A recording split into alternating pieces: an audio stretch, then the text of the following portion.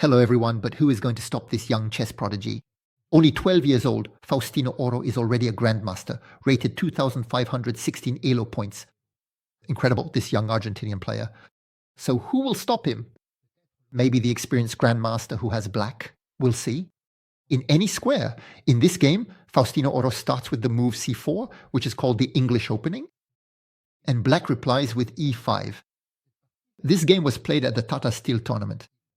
It's a tournament currently taking place that brings together many of the world's best players. So e5, knight to c3, pawn to d6, and knight to f3. For now, Faustino Oro isn't putting any pawn in the center.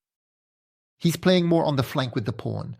C, the pawn of the wing that comes to control the central square, and the knights that develop by controlling the central squares. Also, and there the Grandmaster with black, he plays f5. He tries to take space on the king side. And now it's Faustino Oro's central reaction, the move d4. In response to this move, obviously black will counterpush with e4 to chase away the knight. And here white have several options. In theory, there are 4 options. We see the move knight g5, the most common, followed by bishop g5 or knight d2. But here, Faustino Oro is going to play the least common move in theory. He retreats with his knight to g1. And this is the beginning of the knight's waltz, because this knight that came out to f3 now returns to g1, yet it will prove decisive in the game. You'll see. Knight to f6, bishop to f4, where Faustino Oro is looking to play e3 without trapping his bishop. Personally, I would certainly have gone to g5. Because here, black take advantage by playing knight to h5 and attacking the bishop, which doesn't have a very good square and can't avoid being exchanged. And finally, white retreat to d2. g6 is played, pawn to e3. So we see that this bishop remains trapped. The bishop moves to g7 and look at Faustino Oro's knight, which had come to f3 and has now gone back to g1. Now it's going to h3. So you can see that the opening principles here are not really being followed. You bring out a knight only to move it back, then put it on the edge of the board. But a knight on the edge is a knight that needs to have some spring. And this knight will have some spring because it's going to move to f4 next. c5 is played and it's to push to c5. It's true that this attacks the d4 pawn to try to open the diagonal for the bishop. But it weakens the d5 square. Now, there's already the white knight that can converge toward this square, but also the other knight that can come back to f4. But not right away, of course, since there's the knight on h5. So Faustino Oro isn't going to immediately respond to the attack on his d4 pawn. He's going to play f2 to counterattack the black knight. The knight retreats to f6, and now he plays knight to d4. You see, there have been about 10 moves in this opening, and half of white's moves have been knight moves. Since there have been knight c3, knight f3, knight g1, knight h3, knight f4, and soon knight d5. The knights are maneuvering in this structure. This is going to be very interesting. Black play knight to c6, capture on c5, so recapture, and there it is. The knight establishes itself on d5. And look at the squares on the central file. It's interesting because black don't have no access to the d4 square. The pawn controls it. Meanwhile, white have established themselves well on this square at d5. Note that the bishop can come to c3 to oppose the black bishop. Now, it's true that black with their pawn on e4 control the d3 square. But in reality, it's not easy for them to establish themselves there because white are watching it twice, and soon they'll even play. Queen to c2 to watch over this square 3 times. Kingside castling. Queen to c2, precisely b6. Bishop to c3, there it is. The bishop positions itself on the diagonal to counter the other. There's an exchange on d5, knight recaptures. Bishop takes on c3, check, queen recaptures. And now black play queen d6. So in this position, I really wanted to play h4. To try to play h5 afterwards, try to hit the pawn g6 to open the h-file. Especially since the queen is also eyeing the square h8. So if it can team up with the rook, it will be fatal for the black king. But Faustino Oro will first play an f4.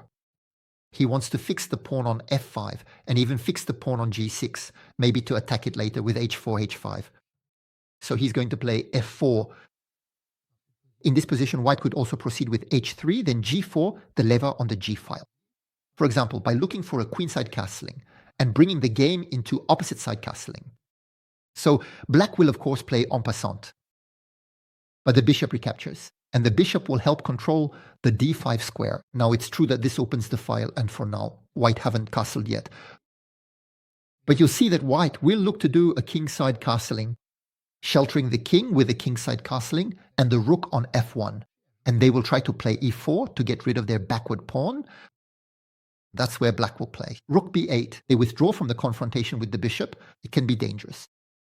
So rook b8 is played, and knight f4. Finally, the knight will return the t5 square to the bishop. It's incredible how far this knight has come.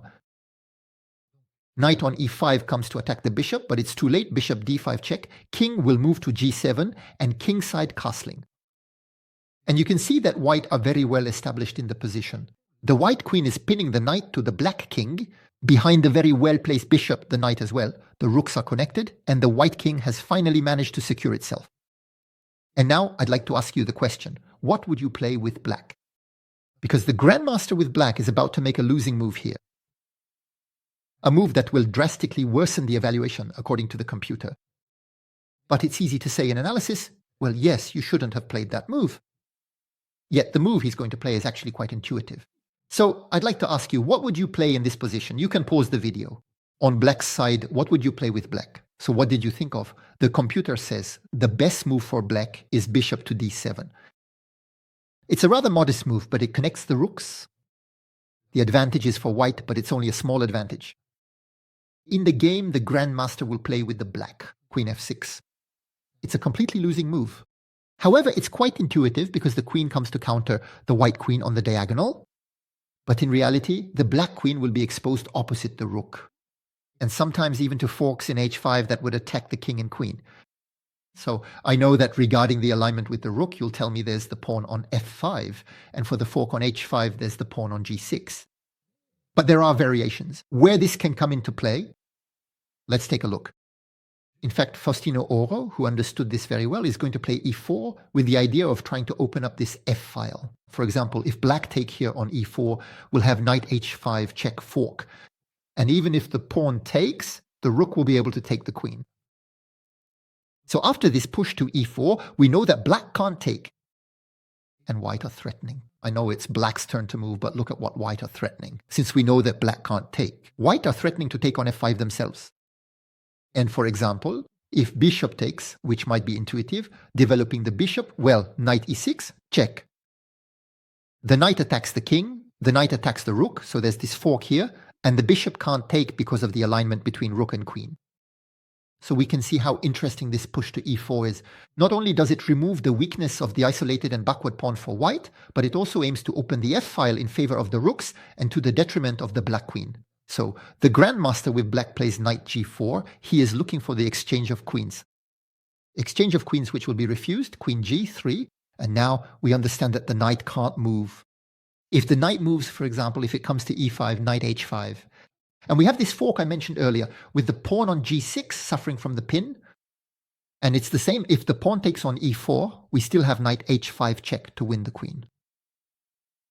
So as a result, the knight can't really move, there's a problem on the file. Black will play bishop d7 to connect the rooks. But what if they had played, for example, queen d4 check? We can play king h1. And for example, if they take on e4, there's still a problem for black with the opening of this little file, because the rook isn't defended enough.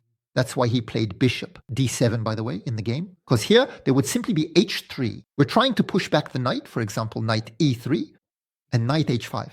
Check, still taking advantage of the pin. The knight attacks, the bishop deprives the king of a square, so the king has to move, probably to h6. And we'll be able to take the rook. It's a disaster for black. That's why black have to be rather modest here and play the move bishop d7. Here, Faustino Oro goes to h1. He avoids any problem of check along the diagonal. Black go to h8, also moving out of any direct line with the white queen. But h3, the knight is pushed back to h6. And now I want you to think a bit about this position because there's a really beautiful move to find. You can pause the video and look for this nice move with white. What did you come up with? Here, Faustino Oro is going to play a move that I love, that I really appreciate. A move that mixes tactics and strategy. He's going to play the move to e5. Strategically, it's very interesting. He's creating a passed pawn in the position, a central passed pawn. A passed pawn, it's a pawn that the opponent can't block mechanically with another pawn. And so black has to work to block this pawn. So strategically, it's very good to establish a central passed pawn. This is going to seriously hinder the black forces. Why do I say it's also tactical? Because here you might think the queen can just take the pawn. But if the queen takes the pawn, it's directly facing the white queen. And there would be knight takes g6, check, which would then allow white to capture the black queen, once black has eliminated the knight. This again shows just how dangerous the knight is in this game. So black can't take this pawn, so they fall back, but the pawn keeps advancing. e6, it gains more space. We gain the square, we open up the diagonal, and we do it with tempo, since the bishop is attacked, so it retreats to e8. Queen c3, check.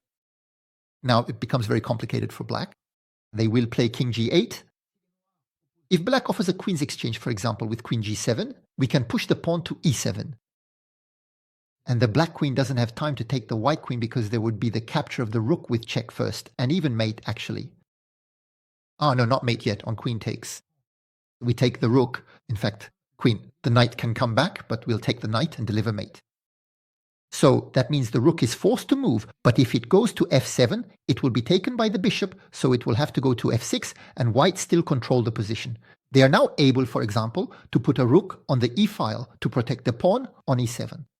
So after this move, queen c3 check, the grandmaster with black plays king g8, but now he's in line with the bishop, so you have to be very careful. It's absolutely necessary to secure the blocking square on e7. Queen e5 attacks the rook, which comes to c8, and the rook f3. A move that's not so easy to find, this rook f3 move, but the rook, it can have several roles. Come to g3 to face the king, re-establish a pin, or sometimes double up on the d-file to try to impose itself on this open file. In the end, Faustino Oro will play both. He will play rook g3 and rook d3. Black play g5, they're trying to get rid of the knight that's bothering them so much, but rook g3, the pin. g4, the pawn advances, and now rook d1, the pale rook, moves to the file. Bishop g6, the other rook moves onto the file. It's terrible, this position for black. Look, the bishop can't move, blocked by its own pawns. The knight can't manage to move. The rooks are doubled on the file. The queen is well centralized. The bishop as well. The passed pawn, the knight, which is unassailable. Look at f4. So black play rook d8, they are trying to contest the file. But bishop c6, white are fine with exchanging rooks. Rook takes d3, rook takes d3, and the grandmaster with black resigns. So why does he resign? Well, quite simply because he's completely restricted in this position. He can't manage to play. The bishop, the knight, can't manage to play the pawn on 6. The passed pawn here is very strong. The knight is unassailable, as I told you, but it's also very well placed. The rook on the file, the bishop. If black tries to contest the file with rook d8, we can exchange the rooks and then push the pawn to 7. We have an ironclad square. I think queen d1 check does not bring anything. King h2 after the check we take, and there really isn't any follow-up. The king is able to hide and the pawn will be decisive. If black plays queen g7, we can exchange the queens and push it to e7. The pawn attacks the rook.